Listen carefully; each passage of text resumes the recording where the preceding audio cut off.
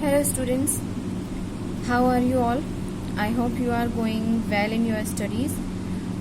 So आज हम बात करेंगे हमारे इस लेक्चर क्लास में ब्लड के बारे में, ब्लड सेल्स के बारे में। ब्लड, इससे पहले हम लोगों ने कंपोजिशन ऑफ ब्लड देखा, ट्रांसपोर्टेशन के बारे में बात की। नाउ हम डिटेल से स्टडी करेंगे what are blood sales.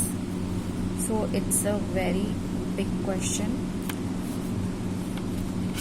Blood cells are found, or we can say they are found floating or suspended in plasma.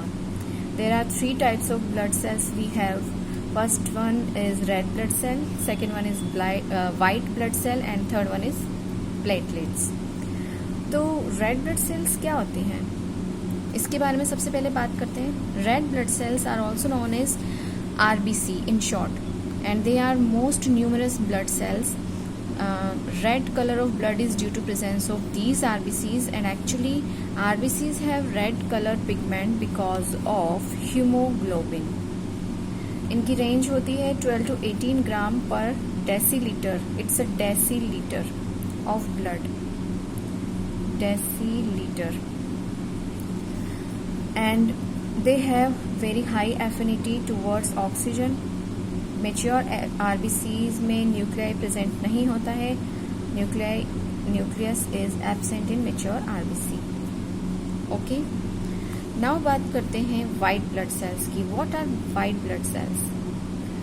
White blood cells are also known as soldiers of body because they protect our body. जैसे soldiers हमारे country की और हम protection करते हैं, उसी तरह से हमारे वाइट ब्लड सेल्स जो हैं वो हमारी बॉडी की प्रोटेक्शन करते हैं डिजीजेस से. ओके, तो होता क्या है कि ये जो वाइट ब्लड सेल्स हैं ये बैक्टीरिया को एनगल्फ कर लेते हैं फेगोसाइटोसिस के थ्रू. जैसे कि अमीबा में फेगोसाइटोसिस पाया जाता है, उसी के थ्रू ये बैक्टीरिया को अंदर एनगल्फ कर लेंगे और उसके बाद उसको डिस्ट्रॉय कर देते हैं बैक्टीरिया को. ओके, और unlike RBCs white blood cells are nucleated होती हैं and they make antibodies also to fight against infection. तो ये पॉइंट बहुत ज़्यादा इंपॉर्टेंट है जो आपको ध्यान में रखना है कि इनमें एंटीबॉडीज़ भी प्रोड्यूस की जाती हैं वाइट ब्लड सेल्स के थ्रू, जिससे कि इन्फेक्शंस या डिजीजेस से वो फाइट कर सके और they keeps our body protected and healthy. Now बात करते हैं प्लेटलेट्स की. What are platelets? Platelets are very small fragment of cells. बहुत ही छोटे फ्रैगमेंट्स होते हैं एंड इनमें ये कोई ट्रू सेल्स नहीं होते हैं.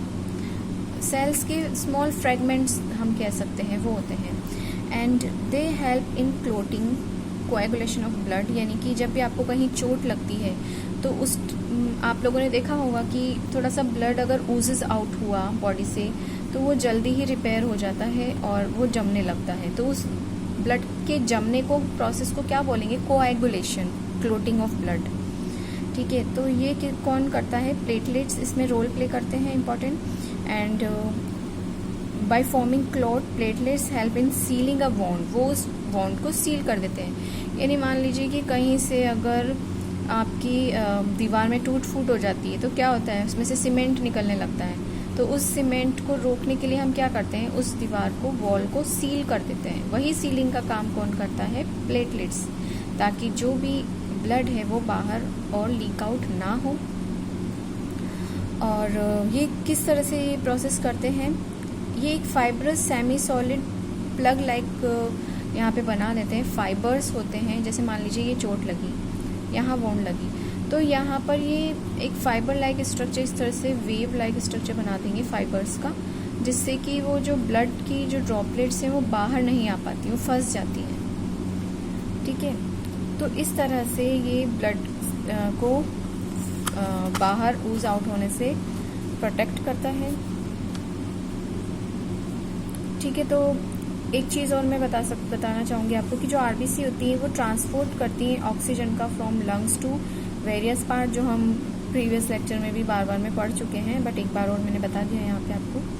And that is by haemoglobin. तो ये प्रोसेस हीमोग्लोबिन के थ्रू होता है और आरबीसी इसके लिए रिस्पॉन्सिबल है। यहाँ तक हमारी बात हो गई। अब हम नेक्स्ट लेक्चर में बात करेंगे फंक्शंस ऑफ ब्लड के बारे में।